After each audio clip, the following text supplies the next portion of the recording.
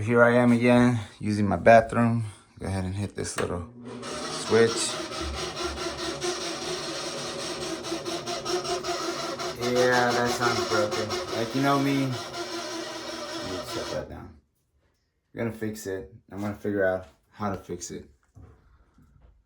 Never fixed one of these before, but today's the day. When one breaks, you gotta fix it. I really like this old school design. It's just two clips, they hold in there.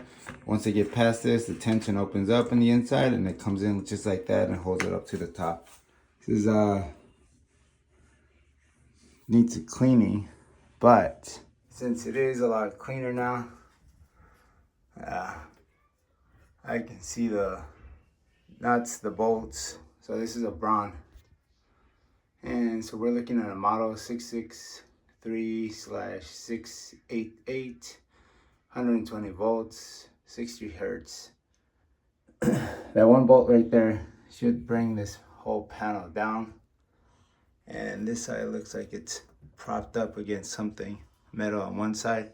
So I'll go ahead and take that one bolt out and see what we're cooking with. Got this motor out. It's a very simple little design, but also very effective. On the back side, I got these here that I can definitely take out. I'm gonna go ahead and take it out, put it on my shop toolbox. I got a tool chest. I'm gonna check it out. Go ahead and clean all this off. See if I can repair this side-by-side movement that's going back and forth. Should be some ball bearings or something that needs to get greased up. And everything's fully functioning. It's just that sound. Nobody wants to have a motor that's like whang, doing all kind of crazy sounds. I like to have perspective. So where the wire is at right here, and the screw that holds this up, let's call this the bottom, and that is going to be our top. So it takes two 8mm. Take these guys off. If you pull the wire out this way, and when you pull the fan, you flip it upside down, you'll be able to pull it out with the wire and everything. And once that's out of the way, it's a lot easier for me to clean this out. Fairly easy, not that hard. 1 8mm, run the other 8mm out. Like I said, that wire was gonna pop out. Magnetic tray right here. Put that guy out the way and put this out the way.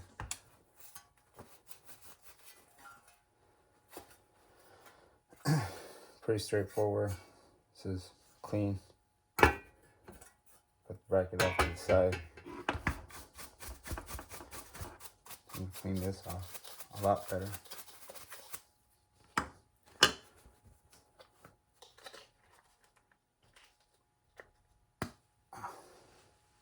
Okay, so no twisting or anything, you just pull this right off. This is broken, this needs to get replaced.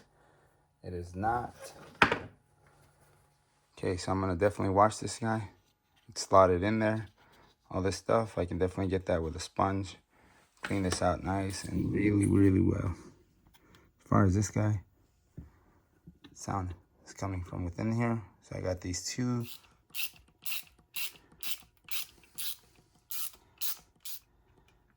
Pull this guy off. One.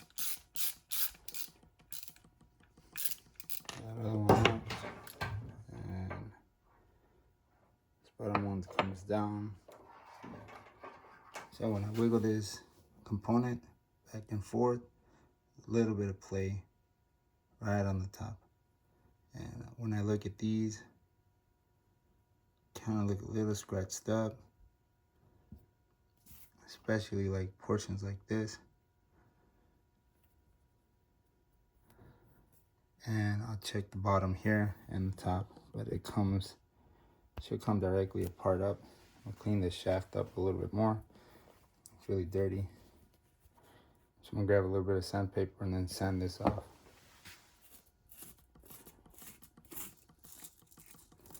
Some WD-40, that shit helps everything.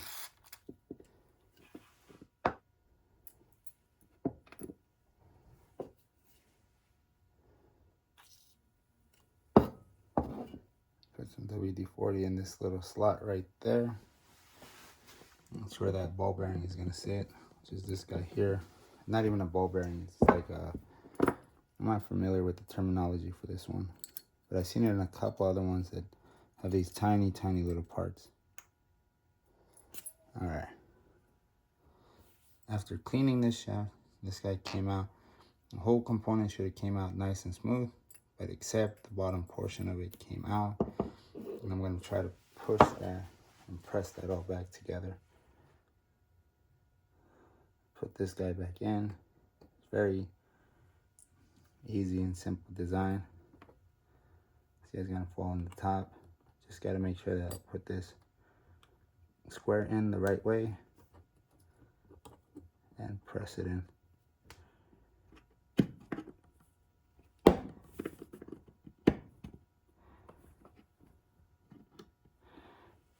There we go. This is super simple, but like really easy to break. So when you pull it out, since this piece is steel right here on the top, the only thing that's holding it is these little tiny tabs on both sides. So the middle portion of it, just right there, flexed out when I pulled it out. So I'm gonna press on that and flex it back in. Push it in, push that in, makes this piece of steel flush. Press on like multiple points until I press that back into place. And that's it. It's the only thing. You can tell where I cleaned it, it's a lot more shinier in those grimy areas right there. That totally makes a difference. From having dirty parts to having nice clean ones, nice lubricated ones that are gonna do their job for a little bit longer. Now again, when things fail and you like completely can't feel it, fix it by cleaning it or trying to maintain it, or haven't maintained it for a really long time, because there's a lot of moving parts in any one house, vehicle, and or your tools.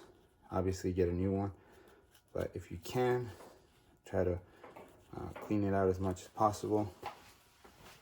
Like right here on the other side, it was just like that build up.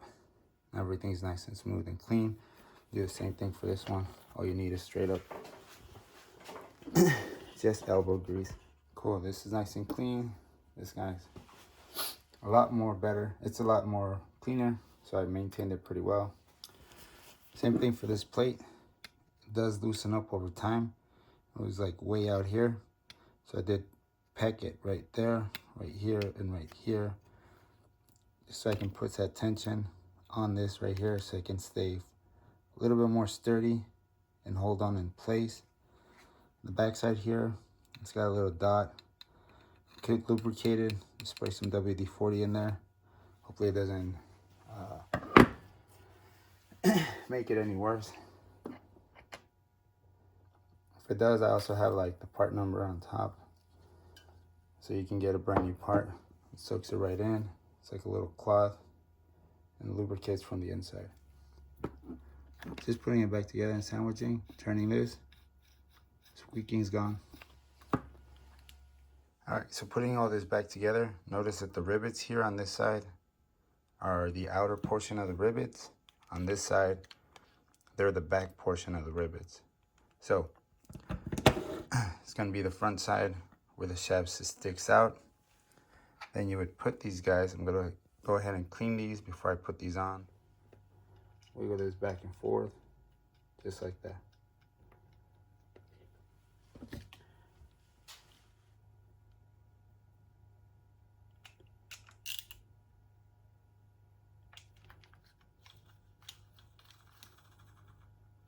It's a lot better than it was before. This will go right back in just like that. This wire is gonna fall because connector's right here. This, we have the two 8mm, so 1/4 inch drive, and 2 8mm is all I needed in order for me to have this up and running nice and smoothly. Has a nice slot where it's cut out on this side too. You see the little slot? What I'm gonna do is put this on there and press it in. cinch it up just like that.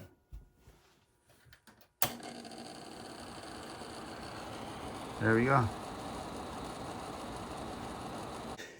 In case I broke it or anything like that, I still did the research as well. If you have something similar to this, I'll leave a part number down below and an actual link where you can buy this. I'm also, since it was rattling just a little bit, and I went through and took it apart and dismantled it, went ahead and lubed everything up.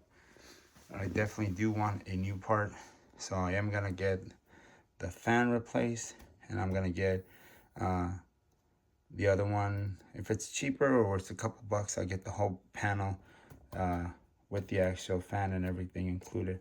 But since I put this all back together, it's a lot tighter. I think what it was, it fell off. The back portion of it, or the back piece, came undone just a little bit. So where this was rubbing, because when I lift up and down on this, it's a lot tighter now that I put everything back together, especially after cleaning it. So if you haven't serviced this in a while, it might just need an actual servicing. Might need to be cleaned up, lubed up, and then put all back together. And that's it right there. Sounds a lot better, and it's running really smooth. I had it up and running for the past month, and I haven't had an issue since. So I hope this is helpful, and if you're having a problem with this, don't forget that you can take it apart, clean it up, lube it, and put it back together.